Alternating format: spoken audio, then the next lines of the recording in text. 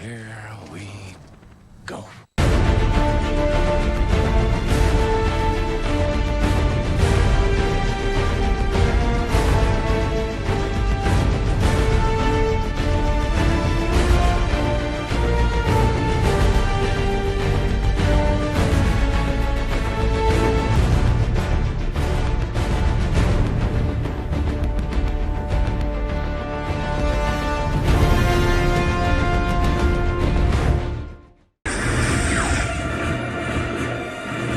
Hello guys, from Comic Book Movie Film Productions, and welcome back to DC Film Retrospective. Today's one of the most infamous comic book movies and films in general ever made, that not only killed the series, but also put DC and comic book films under for a few years. Batman and Robin. After the financial success of Batman Forever, Warner Bros. Fast-tracked a sequel, bringing back Joel Schumacher, who thought after Batman Forever he could do a Batman Year One film that would tie back to the series' roots of being more gritty. But Warner Bros. Denied that idea and once again forced him to make a straight sequel, but even more focused on selling toys, with the toy designers from Mattel being very involved in the production. Val Kilmer opted not to come back as Batman, firstly due to him already committing to another film, The Saint, and also due to how much he and Schumacher clashed on Batman Forever. Schumacher didn't want him to come back anyway, so they managed to get George Clooney, who opted out of doing a Green Hornet film that was in development hell for years at that point, and at the time was only known for ER and From Dusk Till Dawn, so this is before he became a massive star. The rest of the cast joined and the film got made and released in the theaters in June 1997, where it massively underperformed at the box office and was panned by critics and audiences alike, and basically killed the series, cancelling all sequels and spin-offs that were planned, including a sequel to this film called Batman Triumphant or Batman Unchained, depending on the source. It would have had Coolio as Scarecrow, who does make a brief appearance in this film, and Harley Quinn also would have been introduced, and have many of the past villains make cameos in the film, along with a Robin spin-off, and also Tim Burton's Superman film he was making at the time starring Nicolas Cage, Superman Lives, which was meant to be in the same universe as this Batman anthology, and even had references to him and Batman Forever and even in this film.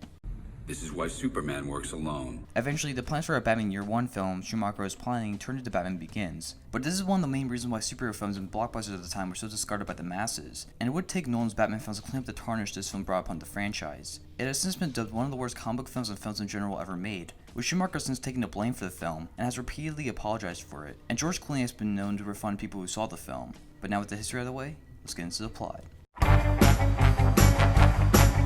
The film is set a little while after Batman Forever, where Batman, now played by George Clooney, and Robin are now officially partners, with their own matching bat suits with bat nipples for some reason. Robin throughout the film is frustrated that he is always in Batman's shadow and wants to be given more freedom to become his own hero, but Bruce knows they need each other and he isn't responsible enough. At the beginning of the film, the dynamic duo come across a new villain terrorizing Gotham, Mr. Freeze played by Arnold Schwarzenegger. He was once Dr. Victor Fries, who was trying to cure his wife of McGregor syndrome, so he froze her cryogenically. Shortly after, he fell into some freezing water that turned his skin blue and can only live in freezing temperatures now. To solve this, he made a cryogenic suit that runs on diamonds for some reason to stay cool. At the beginning of the film, he steals a big diamond to power his suit and continue his research. He and the dynamic duo end up fighting him and his goons, but Freeze ends up getting away with the diamond, only needing one more to cure his wife, he says. At the same time, hidden in a secret lab in the forests of Brazil, Dr. Pamela Isley, played by Uma Thurman, is working on a formula that allows plants to fight back against mankind, for tearing the environment apart. Her boss constantly takes her formulas but doesn't know why or where. She walks in on him experimenting on the convicted serial murderer Antonio Diego, played by Jeep Swenson, who when injected with some strength-enhanced venom, turns into a hulking monster dubbed Bane. After Isley threatens to expose her boss, he tries killing her by pushing some tables into her containing loads of chemicals, but the next day spawns out of the ground as a new person called Poison Ivy, who can watch Love Potion to do whatever they want for her, and can also give poisonous kisses and control plants at her will. She kills her boss and makes her way to Gotham City to try and get after Bruce Wayne, and make him abide by her negotiations, but he doesn't take her seriously. Meanwhile, a new guest arrives at the Wayne mansion, Barbara Gordon, Alfred's niece played by Alicia Silverstone. She goes to a private school in England, she says, but decided to spend some time with Alfred because he is also suffering from McGregor syndrome, but doesn't want to tell Bruce or Dick. She's also an orphan like Bruce and Dick, with her parents dying in a car accident when she was little and Alfred supporting her financially ever since. She doesn't like Bruce for making Alfred throw away his life to raise him and be his servant, even though he thinks of him as family, and it's revealed that she got kicked out of the private school she went to because of her reckless acts and wants to be on the edge. Poison Ivy comes to Gotham and uses her love potion to turn Batman and Robin against each other, fighting over who gets her. Batman sees through her after he finds out her plan, but Robin thinks Batman is after him, so he tries to go to Poison Ivy, but realizes Batman was right after he sees through her also, when he kisses her with rubber lips, because that's the thing that exists. Along the way, she teams up with Freeze along with their now servant Bane to try and take over Gotham. After they break Freeze out of Arkham Asylum after the dynamic duo catch Freeze earlier in the film, and Ivy promises to save his wife, but she secretly pulls a plug on her because she wants Freeze to destroy the world like she wants to, and says that Batman and Robin did it.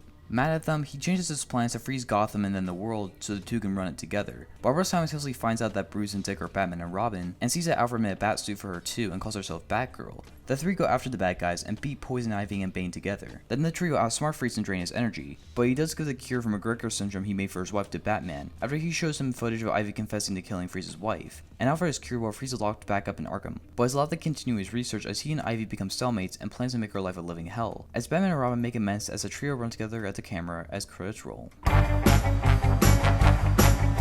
7 million. Never leave the cave without her. What can I say that hasn't already been said? This film is of course terrible in every way imaginable. The film loses any sense of integrity the first two films had, or even the third film had, in having a coherent story and actually feeling like a movie instead of this toy commercial. I'm surprised this actually got a PG-13, considering this is basically for babies on every level. The acting is bad all around, although that's probably due to the terrible writing and dialogue, plus the poor direction. George Clooney is basically just himself in the bat costume. He brings his charisma that he usually does to his roles, but he feels like the only Batman actor who doesn't try to do a persona for this character. Uma Thurman is basically Tommy Lee Jones in the last film and being an incredibly miscast and easily the weakest link of the cast, which for this film is saying a lot. Chris O'Donnell is trying to have fun with the role, but all his character does is try and crack jokes, which is already what Freeze is doing and complaining about how he wants to be his own hero. The film makes Robin look completely useless. Even Batgirl does more to him, and she's only in action in the climax. Speaking of, Batgirl isn't that good either. She feels completely out of place for the rest of the film, considering how she barely gets an arc in the film, and she should have been cut. Bane is completely thrown under the bus here and is just a mindless goon. The only decent character in here is Alfred, and his plotline could have been interesting, but the payoff of him secretly making Barbara and their superhero was quite a letdown, because it doesn't feel earned, nor does it make sense. The film, despite the title, isn't really focused on Batman and Robin's partnership. What we get at the quote-unquote main plot is just Robin bickering to Batman, and it's not entertaining whatsoever. It was the original title for Batman Forever, and that would have been way more fitting. This suffers from most Bat superhero sequels in that it has way too many villains and subplots. None of them get a satisfying conclusion to how poorly developed they are, and it makes the pacing drag and it seems like it's never going to end. And the villains are terrible also. Schwarzenegger does provide some fun as Mr. Freeze, but Poison Ivy and Bane are just terrible, and all three are incredibly redundant, and are even worse than the villains in Batman Forever, or the villains in any other Batman film for that matter. Not even the basic elements of what made the other Batman films at least watchable work in here. The action is lackluster and poorly shot and edited. The effects, especially the CGI and the green screen, are incredibly outdated even for the time this came out in. It's sad when Christopher Reeve's first Superman film had better visuals than the movie that came out nearly 20 years later and had a way bigger budget. And the production design is so weird and over the top it doesn't even feel like a city, with massive god statues plastered all over the place, and so many bright colors it can give you an epileptic seizure. Not to mention the infamous bat nipples and the bat credit card, along with the other costumes such as Mr. Freeze and Bane and the Ripper icicles and so much more. And the score isn't even that good either. The writing is all over the place, constantly changing tones and scenes that the structure isn't even there, and the entire film consists of expository dialogue to hold the audience's hand throughout the whole film, further proving this was for babies. Along with the few emotional scenes this film had no weight to it, because you don't care about any of the characters. The film tries its hardest to imitate Adam West's Batman, but it doesn't have any of the charm. Due to that series capturing a unique time period for the character, not having annoying villains, it had surprisingly more of a coherent plot, and it didn't overstay its welcome like this film does. Plus, this film turns the series into a complete opposite of what Tim Burton was trying to do with Batman, and making him darker, but also respecting his goofy roots. This film is just a crappy cartoon, simply here to sell toys and give superhero films a bad name for a while, and it's still considered one of the worst combo films made to this day. It's a colorful, well-made train wreck.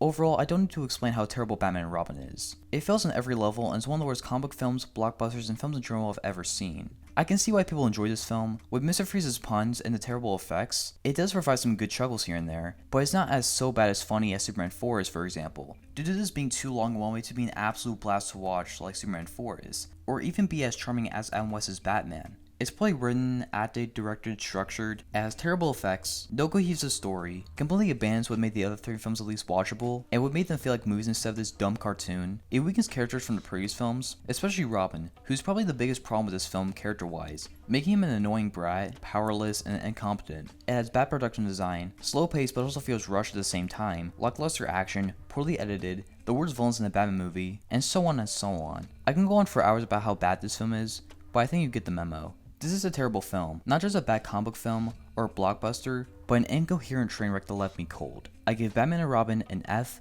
a 0 out of 10, and a skip it recommendation. So that's Batman and Robin. What do you guys think about it? Leave your thoughts on the comments and please make sure to like and subscribe for more content. I'm Comic Book Movie Film Productions, and this isn't the last DC film to review, because justice needs to be served.